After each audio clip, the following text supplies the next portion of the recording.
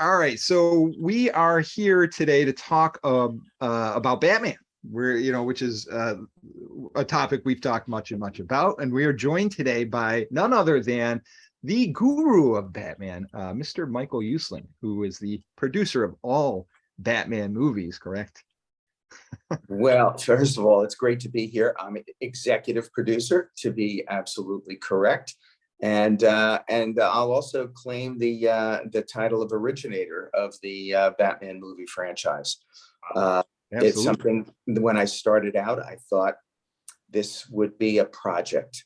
Then I thought this would be a job.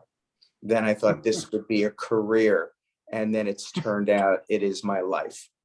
Yeah, Absolutely. well, I think the fans have a lot to appreciate you for that, for bringing it all back sure. around for us. Well, I appreciate you guys because the fans know I'm one of you. I am a fan. I was there as fandom began to organize in the early days. I was at the first real comic book convention ever held on the planet Earth when I was 13 years old, in a rundown, dilapidated hotel in New York City. Wow. 200 of us were at the first Comic-Con, 197 guys and 3 girls. And we were flabbergasted that there were 3 girls who were at the first Comic-Con. Right. But it was an amazing time in my life because I lived in New Jersey, about an hour outside New York City. And I quickly found out on my Tuesday afternoon tours at DC Comics when I was off from school, and as the fanzines first started to come out and talk about the history of comic books in the industry, that almost all the creators from the 1930s to the 1960s lived either in New Jersey or Manhattan or Long Island.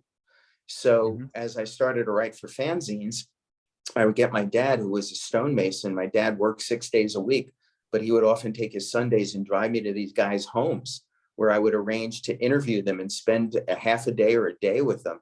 So I wound up getting the story of how all these things were created, how Marvel and DC started, how the industry started, straight from the horse's mouth. And at that very first Comic-Con, me and my friend Bobby Klein were sitting in the sketchiest bar in this rundown hotel at 9:30 in the morning with Otto Binder, who you may know was the creator of, or co-creator of, Black Adam with C.C. Beck, the Marvel family, Mary Marvel, Captain Marvel Jr. Then he went over to DC where he co-created Supergirl, Brainiac, Crypto, Legion of Superheroes. I mean, Otto, he was my first mentor in the business. And we're sitting there with him and his beautiful daughter, Mary, and another guy who's very quiet. And I believe at that moment in time, Bobby was dressed like the Shadow and I was dressed like the 1940s Sandman, sitting in my a favorite. sketchy, yes, but I'm sitting in a sketchy bar in a gas mask. Yeah. And this guy said, well, the Shadow was the most primary influence on the creation of Batman. And Bobby and I said, wow, we didn't know that. We're huge Batman fans. And with that, Otto Binder turned to us and said, boys, how would you like to meet the creator of Batman? And we said, yeah. He said, Michael, wow. Bobby, meet Bill Finger. Wow. And we sat with Bill. He told us directly how Batman was created. And I'm probably one of very, very few people left standing who met Bill, talked with Bill. I still have his autograph.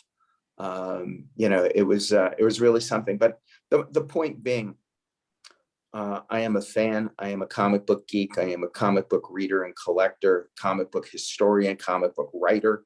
You don't get much geekier than that. So they know when if I speak at a Comic-Con or at a university or whatever, or on a podcast like with you guys, you're not getting a Hollywood suit who's reading off of some teleprompter or some notes somebody in the PR department did. Right. And I think that makes a lot of difference. At least I found that whenever I speak at Comic-Cons all over. Yeah, obviously it's one of your passions, or you wouldn't be here right now. So. Exactly. Yeah. When you were writing for Batman in the 70s, correct? During that. Correct. Yeah, I Yeah. started writing for Detective Comics after Julie Schwartz. But I guess I should explain Julie Schwartz. Julie, arguably the most important editor in the history of comic books. Julie was an editor at DC starting in the 1940s, and he was directly responsible for the creation of Justice League, the Silver Age, Flash, Green Lantern, Atom, Hawkman, and the one responsible for returning Batman to his darker roots in the 1970s and assembling, among other great talent, the team of Denny O'Neil and Neil Adams to execute, Wow. which was Right. incredible. Two of my And- favorites. Oh my God, it was just like nothing better. Julie was a gruff guy on the outside. Once you got to know him, he was kind of a marshmallow, but he sees me walking down the hall, and I had just turned in my first professional comic book script, which was The Shadow for Denny O'Neil. And he sees me walking down, my hair's down to my shoulders. I got some sort of comic book t-shirt on, and he goes, "Hey kid." I go, "Yes, Julie, I read your Shadow script." I go, "Oh, you did?" He goes, "Yeah, it didn't stink." I go, "Whoa, thank you. Thank you so much." There you go. He goes, "How'd you like to take a shot at writing Batman?" Wow. And that was it. That was the dream come true of an 8-year-old fanboy. And my buddy Bob Rozakis and Bob and I were members of the DC Junior Woodchucks back then. It was the first collection of fans hired by DC to be trained and developed into pros. And we were the generation that just came after Denny, Len Wein, Marv Wolfman, and Gary Conway, all those guys, Marty Pascal. And we were the kids on the block. And finally, to get out from under everyone's hair, they said, why don't you go ahead and create your own fanzine in-house? And that was The Amazing World of DC Comics, which was a joy. Just a great, great project to work on. And we all got involved in the industry, and we all learned at the heels of all these great editors and production people and executives. It was dream come true. That's the silver age right there. Oh, When you talk about writers and cartoonists. Bob comes to our convention at Mohawk Valley Community College every year. He's wonderful. We love it. See, that's great. Yeah, and we were there for the Silver Age, the end of the Silver Age, the beginning of the Bronze Age, through the mid heading to the late 70s. So I got to sit with Bob Kanigher in his office, and I was maybe the only person who either he would talk to or who would talk to him. But he had loved the job I had done putting together a book for Simon & Schuster called America at War, the best of DC war comics, where I gave him loads of credit for what DC had done with their war line. So I spent time with him. I would spend time at the end of the day with Murray Boltinoff, among others, the editor of Superboy and the Legion of Superheroes, and Brave and Bold, the guy who brought Jim Aparo to Batman. And Murray was he was in the OSS under Wild Bill Donovan. And I started to get the most amazing stories. I developed a relationship with Joe Kubert, Murphy Anderson, worked for Carmine, Infantino, got to know Bill Gaines, worked directly for Saul Harrison, and just, all the editors who were there at the time. We were in our fanboy glory, day by day, evolving into pros. And so we heard all the stories. We hang out at lunch with these guys and listen to the storytelling that went back to the birth of comic books. I made a deal with Gerda Gattel, the wonderful, wonderful older European Jewish lady who had escaped in time from Europe as World War II was breaking out. She was the one who had the keys to the DC library. And she knew how much I was interested in the history of the company. So often on my lunchtime, instead of going out with the guys, she would lock me in the DC library and pull down volumes, maybe New Fun Comics, More Fun Comics, or adventure comics from the beginning. I wound up, over the years that I worked at DC, I read every single DC comic, up until that time. So That's no small feat. No, it was glorious. And now I've gotten us all completely off track and completely off. Oh no, that's wonderful. Love it. Okay. Love this absolutely. That's And my story. That's how I came up in the ranks. so as you're working at DC, what inspired you to say we need to make a Batman movie? What was it Well, that that was drove you? yeah, that was considerably before then. It all Okay. started on a cold night, January 1966. I had been waiting for months for this night. I was so freaking excited. This was the debut of the Batman television series. Oh yeah. Yeah. Yes, and it was. I'm downstairs in our basement den, and the show comes on the air, and I go, whoa, you know, that animation kind of looks like Bob Kane, Jerry Robinson art, and it's in color. And the next thing is, oh, wow, the set, somebody's spending money on this. But wow, look at the car. The car looks really cool. About 20 minutes in, it hits me like a lightning bolt. It was like, oh my God, this is a comedy.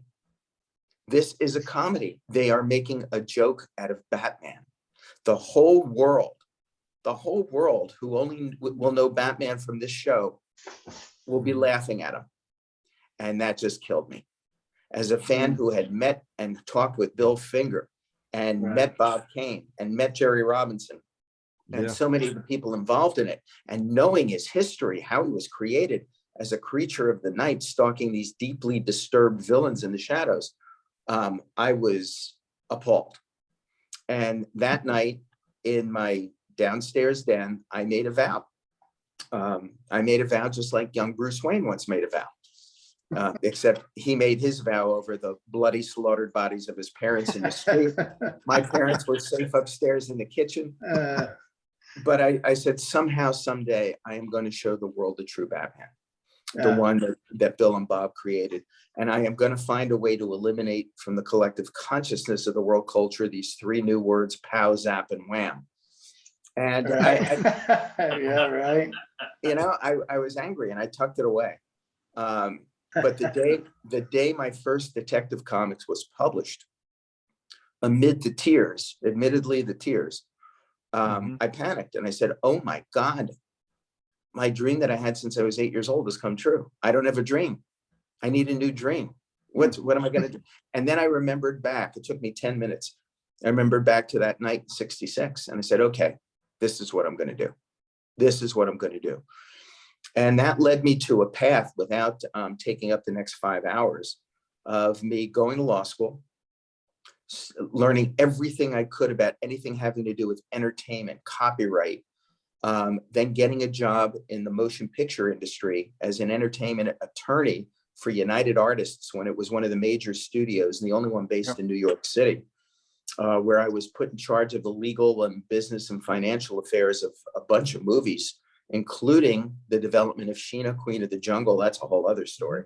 The first couple of Rocky pictures, Black Stallion, Raging Bull, and for 2.5 years of my life, Apocalypse Now, which was a crisis every single day. But boy, I learned. That's a story I'd love to hear. We'll talk about that. I've had some inquiries about that recently, which are kind of fun. So I went back to Saul Harrison, who had originally hired me at DC Comics, and Saul was now president. And I said, Saul, I want to buy the rights to Batman, and I want to go out and make dark and serious Batman movies and show the whole world he's not just that pot-bellied, pow-zap, wham, funny guy. Now, what year is this now? 79. Wow. So 79. So it's like a 10-year journey here. Yeah. It is a 10-year human endurance contest. Yeah. So Saul was always very fatherly to me. I loved Saul. I loved working with him. He was a dear, wonderful mentor to me. And when I told him this, he looked exactly like the movie poster for Home Alone. He said, Michael, for God's sake, don't do this. He says, son, don't you understand that since Batman went off the air on television, the brand is as dead as a dodo? He said, Michael, nobody's interested in Batman anymore. But I said, yeah, but Saul, nobody's ever done a dark and serious comic book movie before. This is going to be brand new. This is going to be like a new form of entertainment. And he looked at me and shook his head. He goes, "Is there any way I can talk you out of this?" And I said, "No." He said, and this is a quote, he said, "All right, Schmoozle, come on in." And that began a 6-month negotiation. It gave me time to find a wonderful, amazing partner to move into the world of producing movies. Benjamin Melniker, who was my dad's age. Ben was a legend in the movie business. He started at MGM in late 1939 and was the executive vice president. All divisions reported to him in MGM's Tiffany days. He was chairman of their film selection committee. Ben put together the deals for Ben-Hur, Dr. Zhivago, 2001: A Space Odyssey, Gigi, and all those musicals.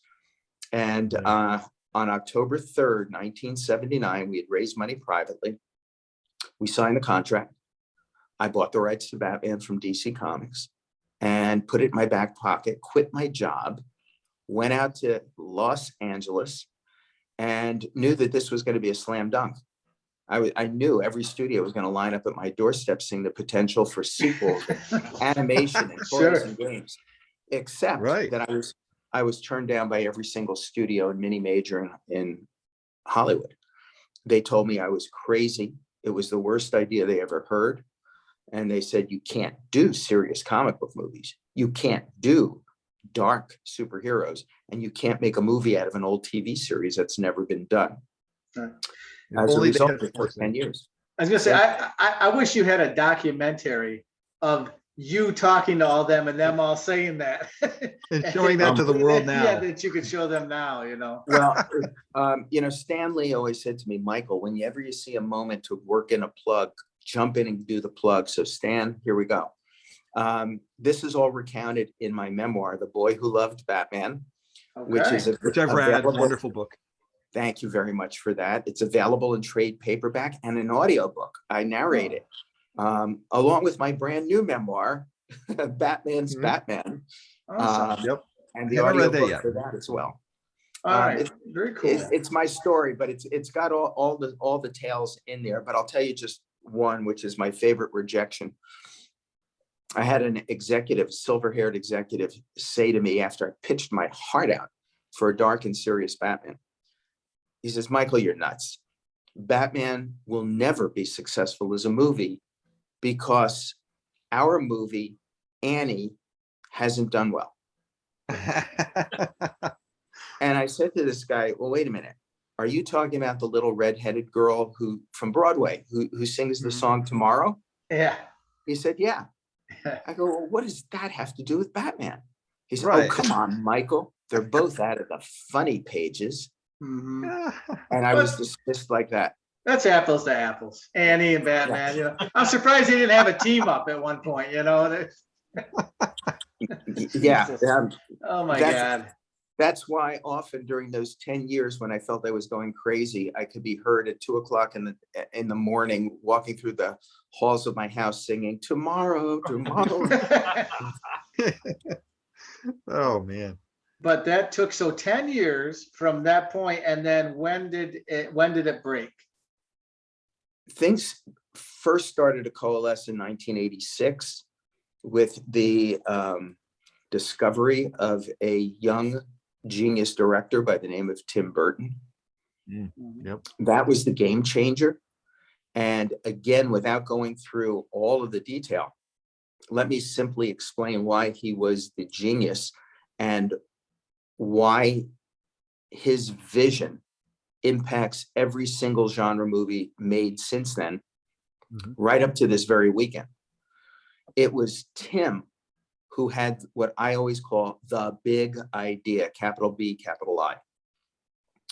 He said to me, "Michael, if we are going to do the first ever revolutionary, serious comic book superhero movie, this movie cannot be about Batman." And as I crumbled into a heap at that moment, he then went on and said, "No, this movie must be about Bruce Wayne. We have to show Bruce Wayne driven, obsessed to the point of being psychotic, that audiences all over who have never read a comic book will say, 'Oh yeah, that is a guy who would get dressed up as a bat and go out and fight a guy like the Joker. He said, that's why it's got to be Michael Keaton in the role and not some traditional quote unquote serious actor, because he says, I will get unintentional laughs showing somebody like Harrison Ford, Dennis Quaid, Kevin Costner, getting into a bat suit.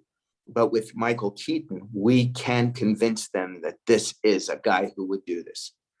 And if you think about that big idea and the impact of it, that idea not only made the Batman film franchise a success, it changed the entire world culture's perception of superheroes and comic books. It changed Hollywood permanently. It changed the comic book industry. And that big idea opened the door to the Marvel Cinematic Universe. And think about it. Marvel, really burst onto the scene with Iron Man. Those Iron Man movies should truly be called Tony Stark. Right. The Spider-Man movie should really be called Peter Parker. Right. Absolutely. And that's where this all emanates from.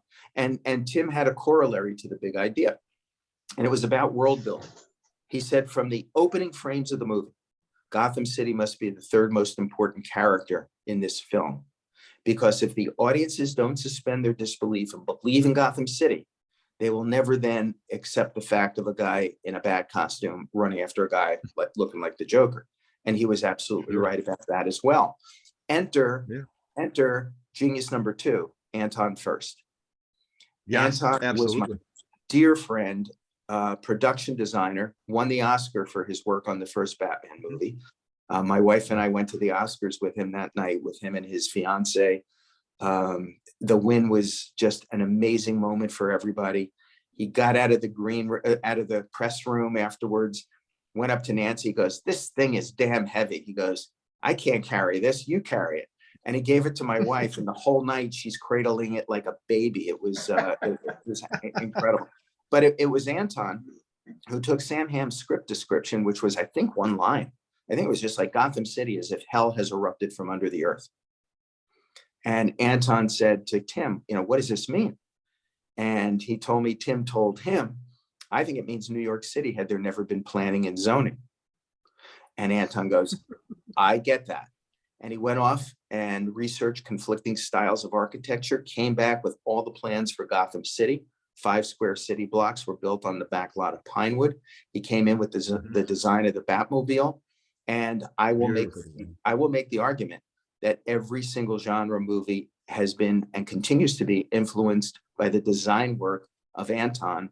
And I can even make that argument for Danny Elfman and musical scores. Agreed. Absolutely agreed. I mean, all of that stuff was just a perfect storm. Oh yeah, it all came together. I mean, it was beautifully done. I mean, when you talk to guys our age, to me, there's been the Batman movies since, but I always go back to Michael Keaton. It just because that was the first time that we saw Batman came to life when we were kids. So it was an amazing time. And what really worked too at that moment was, I remember the years leading up to that when they started publishing, Michael Keaton's playing Batman. And everybody's like, what? You can't have Michael Keaton. But when you went and saw it, even just from the preview they showed, you knew it was going to work. It's something about it just seemed to work. Once you saw the pictures, once you saw the trailer, and then the movie itself, it just all came together. And I think that not only changed, like you said, all those genres, but also changed the action genres and everything. It suddenly says you don't have to be Arnold Schwarzenegger to be an action hero. You don't have to be, a certain type anymore. It changed a lot at that moment. When we started out in 79 and even planning earlier than that, the only model that we had for a blockbuster action movie was Bond. That was it.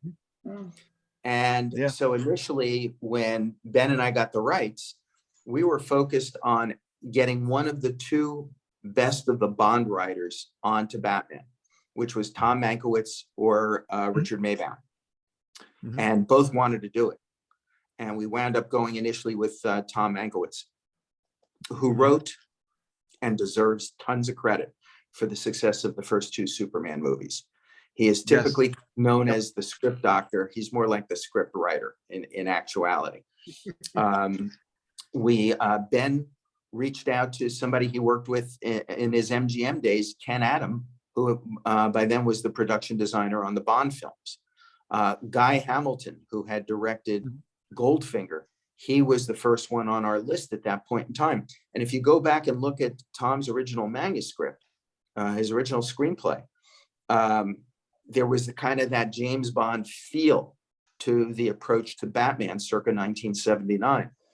But it was Tim in 86 who threw away all the molds and just reinvented the whole damn thing.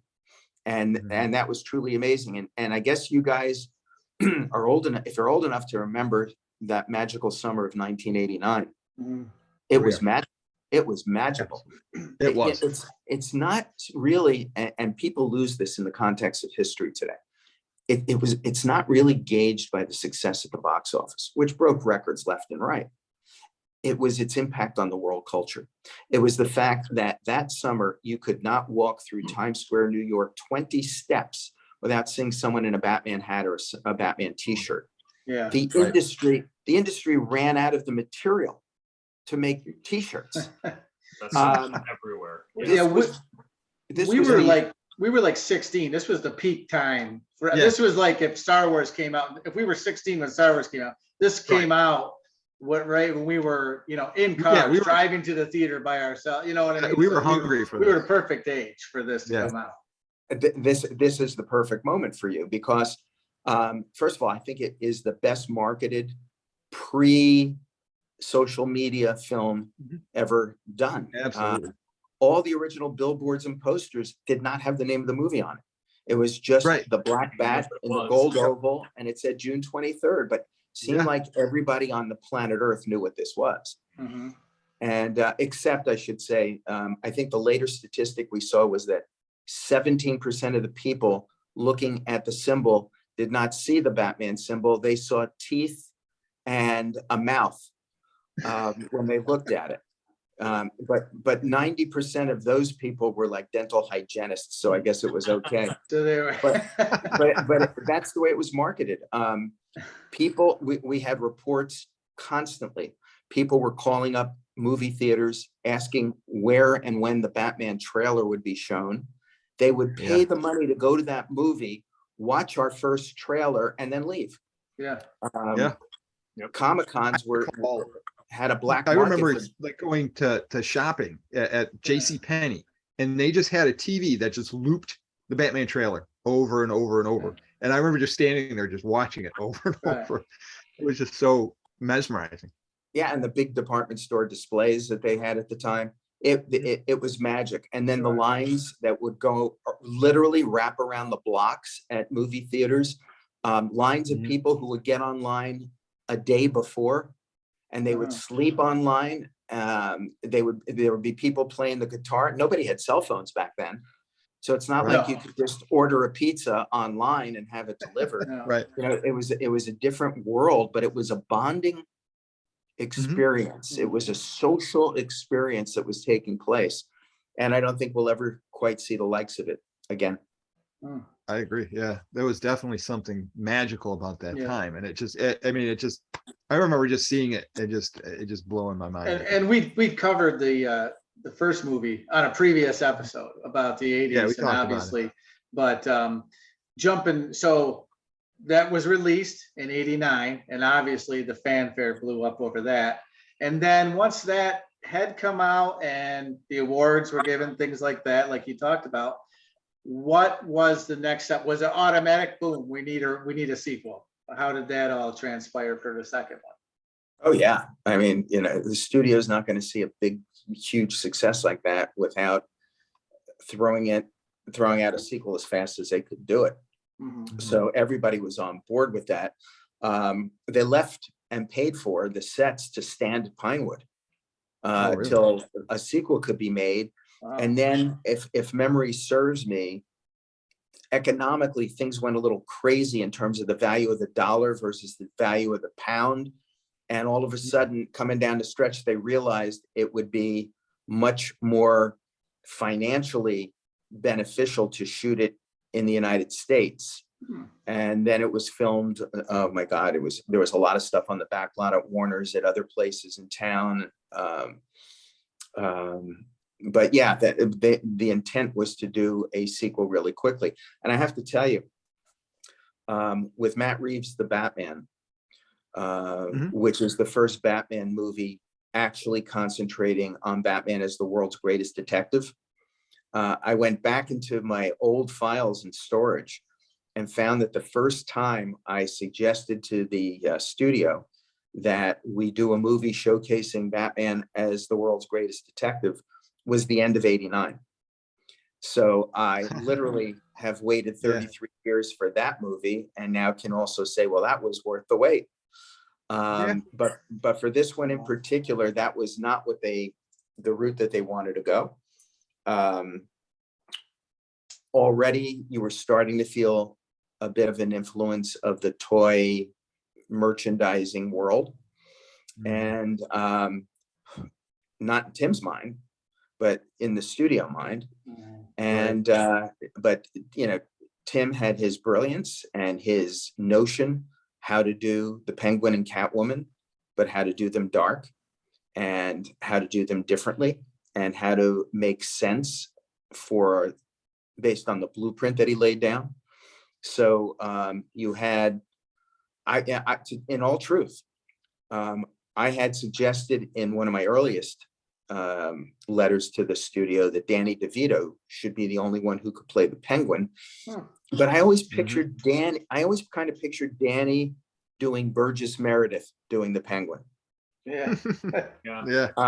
And I have to tell you, I was shocked when I saw that Tim was positively, in a positive way, twisting that into a new way, a new look, that Danny would not even be recognizable in the role. And that was something I had no idea was coming. And that's part of the magic of people, of filmmakers like Chris and Chris Nolan and Tim Burton and Matt Reeves and Todd Phillips. The way they have a vision in which they respect the integrity of the character, yet bring their own vision to it and then know how they want to execute that vision. So Matt Reeves' vision, for example, of Riddler is not the same as Joel Schumacher's version of the Riddler. Danny's Penguin, and you look up and down the line, you know, when Chris Nolan, part of his genius is always he never casts the way anyone thinks logically it should be cast. He always is out of the box. It's one of his creative talents. I mean, who on God's earth would have thought Annie Hathaway as Catwoman? But he had a vision for it. She pulls it off in kind of this combination of Audrey Hepburn and Judy Garland and wrapped up in an action hero. So it's a tip of the hat to the genius of these filmmakers and their vision. And I think that's incredibly important. One of the things that I thought was really interesting, it was from one of the Batman DVDs you were talking on, that you discussed how each movie sort of represented a different decade of like Batman years in comics. Like the first movie, like the 30s, second movie, the 40s, which we're talking about, then, you know, the 50s with Forever and 60s with Batman and Robin. And even looking at the Nolan ones, you could say, oh yeah, those get into the 70s and the 80s, like the darker tone and those storylines. It seems like that sort of kept following too, even with the current movie, that you just kind of kept it in that way. I think it does in a lot of ways. For me, it's the easiest way to explain when I'm talking to the media who are not schooled like you guys are in our arena, to try to explain to them that, yes, you can legitimately have vastly different interpretations of Batman and the villains and Bruce Wayne specifically, because the comic books themselves as the primary source have gone from one extreme to another. And, you know, when I first met Tim, I was surprised at our first lunch to hear he was not a Batman guy, a comic book guy. I said, how could a young animator from Disney not be into this stuff like this? I just assumed he would be. So it then became my job to indoctrinate him into the world of Batman correctly. So not only was it what I gave him from my collection, but it was also what I kept away from him. So I gave Tim the material from Detective 27 to 38. Mhm. When Robin was introduced, I gave him Batman 1, which introduced Joker and Catwoman. I gave him the Marshall Rogers, Steve Englehart run in the Good 70s. run. I gave him all the Neil Adams, Denny O'Neil Batman issues, some of the Irv Novick issues, which were critically important in the conversion of Batman back to his darker roots. And I gave him Night of the Stalker, which is to this very day my favorite Batman story ever told. Yep. Rarely That's a good reprinted, and it is my favorite Batman story, and I know was an influence on him. But I kept him away from Batmite, Bat Genie, Bat Robot, the Super Batman of Planet X. Yeah. You know, all the Batman versus the aliens stuff. Yeah. Yeah. And that's what we were kind of stuck with that because we grew up with what Super Friends and that kind of thing is when we were really young in the reruns of the original 60s show. But yeah, there was never, other than the comics, you didn't have that serious tone of Batman. He was always kind of silly. Just think for a second. If instead in an alternate universe at that second lunch, I handed him a stack of all the Batmans versus aliens that came out in the 50s and early 60s. In 1989, we would have Batman, Mars Attacks, exclamation point. Right. And the world would be different. Well, Well, we're so glad you were there to guide him. Yeah, to guide him into that direction, because without that, I'm like, what would have happened if you didn't have that background and you really kind of put him in the direction where it really needed to go? I mean, yeah, I can only imagine what would happen if you didn't have that knowledge that you didn't share with them and kind of went off on his own. And Batman fights Edward Scissorhands or something. Who knows? I think that's one of the more inspired choices too that Tim Burton took with the second film with Batman Returns was he set it at Christmas time, which I watch it every Christmas. It goes in every Christmas to view with all my other Christmas movies. It's a Wonderful Life, everything else. It's right in that mix. I love it. Well, and when we grew up in that time period in the mid 80s, when we had like Batman Year One, Year Two, and The Dark Knight, when all those versions were coming out, those stories, moving into what Tim Burton's idea of Batman was, it just felt right because it seemed like the campiness was behind you, and it was all more serious and more the roots of Batman driven in the storylines that he portrayed. Oh, I totally agree with that. And then I think in the next most important phase, which was the genius number 3 coming aboard, Chris Nolan, what Chris did in the Dark Knight trilogy was to elevate what we had all been considering as comic book movies. And I think for the first time, and you can play devil's advocate on this, but I think for the first time, when you walked out of a Chris Nolan Batman movie, you could actually say, "Oh, that was a great film," as opposed to just saying that was a great comic book movie.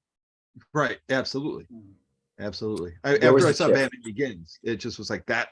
That's what I've been waiting to see, some of those moments, like him, the moments where he's in Commissioner Gordon's office, talking to him or those. That's one thing I've always hoped to see, and that we were finally getting it there. That, and he was taking it so dramatically, so well put together. It just. Well, this is a good moment to bring up the difference now between Chris and Tim. Each one I rate as a genius. Each one had the mission to restore the darkness and dignity to Batman. So they wanted to do the same thing, but they came at it 180 degrees differently from each other. So with Tim, in 1988, when this was shot, we were living in a very simplistic black and white, good versus evil world. And the Joker in the comic books was the clown prince of crime. And that's what Nicholson portrayed. Yep. By the time Chris Nolan came in post 9/11, everything changed. We were in a gray world. It was order versus chaos. There were so many heavy themes that Chris addressed in that. It's amazing when you think of, well, I'll give you one example. as I've lectured all around the world over these past decades, since the Dark Knight trilogy, one of the things I almost always hear in Q&A time is somebody will come forward and say, I went to see The Dark Knight, and sitting in that movie theater, in the darkness of that movie theater, there was this scene. And it's a scene where people are given a moral choice. Do they press a button and blow up a boat full of people in order to save their own skin? Or do they choose not to do that? You know, what happens when you're forced to make a moral choice between bad and worse? And so many people tell me in the darkness of the theater, they were forced to come to terms with what they might do in that situation. And the impact that a comic book superhero movie could have that sort of thematic heft to it and impact, it's just amazing. So now let's look at how the two guys approached it differently. You had Tim Burton execute his corollary about world building by building 5 square city blocks of Gotham City on the back lot of Pinewood. You had them create all this incredible tech revolving around the Batmobile, the Batcave, and the Batwing, and everything that came along with these things. You had the Joker, for Tim, the Clown Prince of Crime. You had Bruce Wayne, who, as we talked about, had to be portrayed as driven and obsessed so that the audiences would go, oh, this guy's really quirky. You know, yeah, he would do this. All right, so now Chris is coming in to return Batman to his darkness, and he's coming at it a different way. He's not going to build Gotham City on a backlot. What his mission is to convince audiences around the world that this could be real today in this absurd world that we're living in. And I always say cinema at its best holds a mirror up to society and reflects the times and what people are doing and thinking and going through. So rather than choose New York City to make Gotham City seem real, he realized that the second you saw Times Square or the Statue of Liberty, boom, it breaks the suspension of disbelief. You go, that's New York. So he chose Chicago with the thought that, I think, you take 2 iconic buildings out of the skyline of Chicago and people around the world cannot identify the city. That's true. Right. Yeah. Plus you've got the weirdness of Lower Wacker Drive.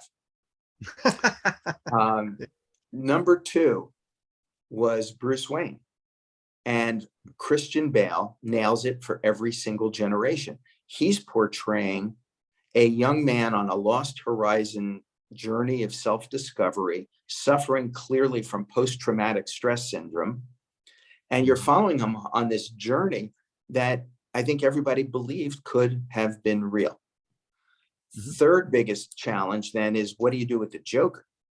And his concept of making the Joker as a modern day terrorist, who places no value on human life whatsoever, and is one of the people who just likes to watch the world burn.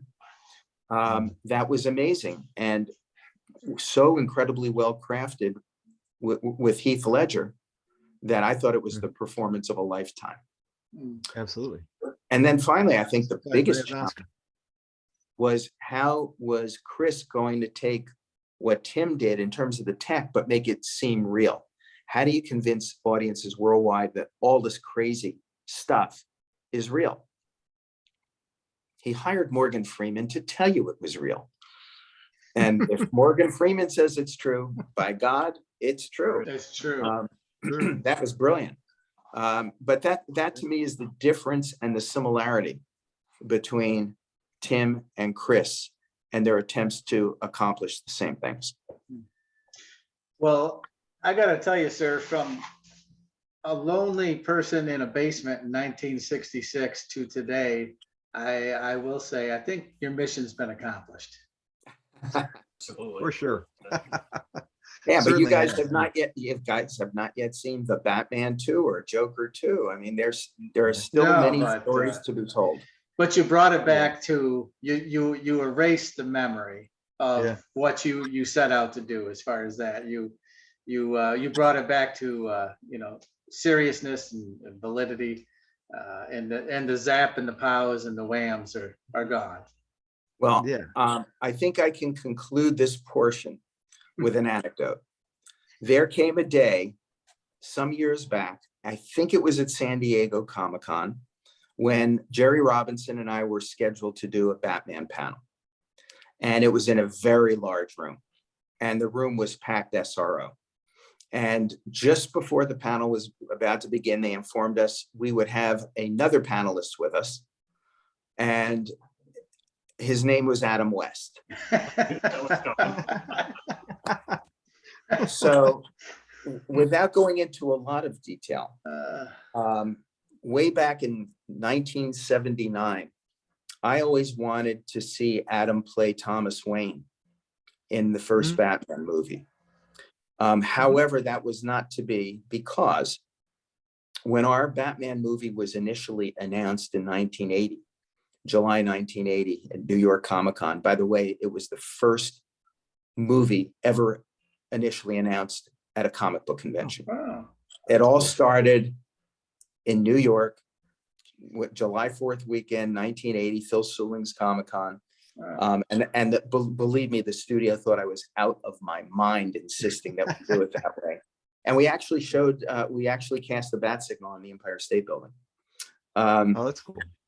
But going back then, Adam never reached out to us. He never reached out to the studio, but he did reach out to the press and said a lot of negative stuff about trying to do a dark and serious version of Batman, and that he should be Batman or Uncle Batman at that point. Right.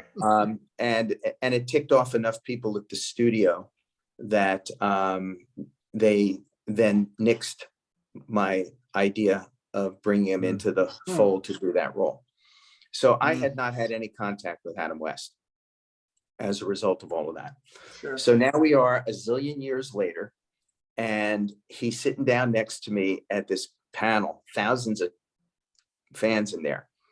And the first thing he says, he turns to Jerry Robinson and said, "Jerry, I've been a big fan of your work. It is an honor to be on a panel with you." He says, "And Michael," and now I didn't know what was coming next.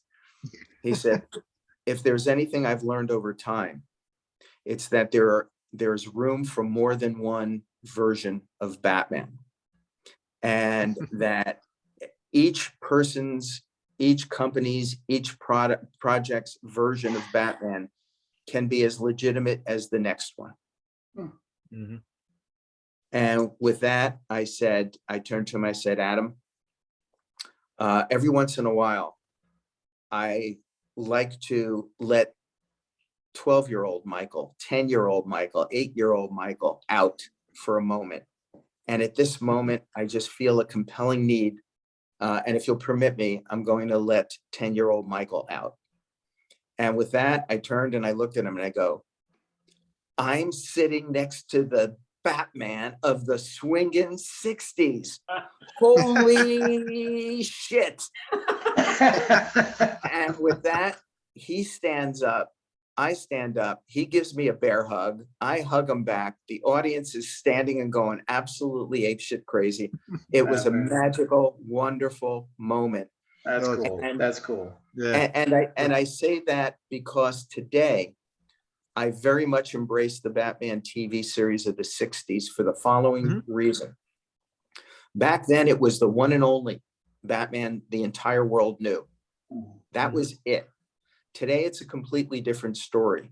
We have the different Batmans of the movies, the animation, the video games, the television, the comic books, so many different varying, Lego, so many different variations of Batman. And I see the Batman TV series from the 60s as an effective tool to bring young kids into the world of Batman and indoctrinate them into our world. So as they grow up, they can grow into the animation, grow into the comics, grow into our movies. And I see it as part of this big, vast package that neatly fits in. And I'm just so glad we had that moment together at that moment in time. Did you ever tell him that you wanted him? Your plan was to have him in the movie. Did that conversation ever come out? Was he, did he know that you were kind of No. planning to have him in? Oh, No, I felt that would be bringing up old bad vibes. I will also tell you that it had an impact at the premiere of the first movie, where many of the actors who appeared in the Batman TV series as villains were invited to the premiere. It was that night that I met Burgess Meredith and Cesar Romero and Wow, nice. and a number of the actors who played those villains. But there were still some hard feelings there on the studio side. But I'm just glad that Adam and I were able to meet in the middle and embrace each other. Yeah. Sure. Sure. That is a nice touch. Yeah, it's a good ending, man. Yeah, awesome. I mean, we grew up, we were young. So when I was watching the 60s, I mean, that was the only Batman. If you couldn't get your hand on the comic books, I mean, this is when you're watching TV. So we grew up with that. But for me, at least growing up, I didn't see it as campy and funny. It was like, because Adam West played it so straight, or at least tried to. And it was like that was the Batman. That was all you got. I mean, as a car guy too. So like, it was the Batmobile to me was more, watching that than watching, Adam and Burt Ward. Right. But then, like I think Rich had said, that once Batman comes out with Michael Keaton, and now we're skeptical because we grew up watching the 60s, and now we're like, Michael Keaton, the guy from Gung Ho and all these comedy movies, I don't think that's a good move for Batman. You need someone serious that can be a superhero. And then he changed everything and changed our mindset and erased all that and gave us an adult version of Batman that when we left the theater, that's what we wanted to be and suit up. I appreciate your perspective as kids back, but you have to appreciate the pain and anguish. Right. Sure. Of course. And not knowing that, not knowing as a kid, like as an adult now, to go back and hearing all the stories and looking at that, and they're like, it was supposed to be kind of straight, and then they kind of added the campiness, and even the studios, I guess, weren't really keen on the way that Adam West was playing Batman. It's like, this is not what we were looking for. But not knowing it now, looking back at it, I'm like, oh God, yeah, they really didn't do it justice. But from that kid's perspective. But as you were kind of watching it, we were watching the '89, it's just a whole different way of looking at it. But it's of course deserves a lot of credit for igniting this path for me and getting this whole thing underway. Yeah. But understand, I had to sit through and watch Batman doing the Bat-Tusi. I had to watch him put a bathing suit on over his Batman trunks surfboard. I had to watch him run literally all over Gotham City with a huge bomb over his head. I had to watch him spraying bat shark repellent on a shark. I mean, if I was watching it on a plane, I still probably would have wanted to leave the theater and get out. It was painful. Right. But I think being able to see the ones that you created now and compare it to that, it gives you a better perspective on that, because we have what you've created now. That's the serious one. It does. And who really touched on it in many ways, but from different perspectives. Well, there's the obvious. Joel Schumacher, took it back there specifically for Batman and Robin and a piece of Batman Forever. But Tim was also toying with a lot of those concepts, but he did it in an extremely dark and unique and creative way. Right. So there was a bit of a difference. And before we go, I just want to mention Joel Schumacher was one of the nicest people I have ever met in my life. This was a gentle, talented man who was brought in at a moment in time by a management team that were in love with merchandising, licensing, and Happy Meals. And they brought him in, and he had instructions to make these things lighter, brighter, kiddie-friendly, family-friendly, and cater to the toy companies. And he did it. He did. And I'll be honest with you, I can watch them and enjoy them. I mean, for what they are. I've rewatched them many times over. But I'd still like to see a Tim Burton version of both of them.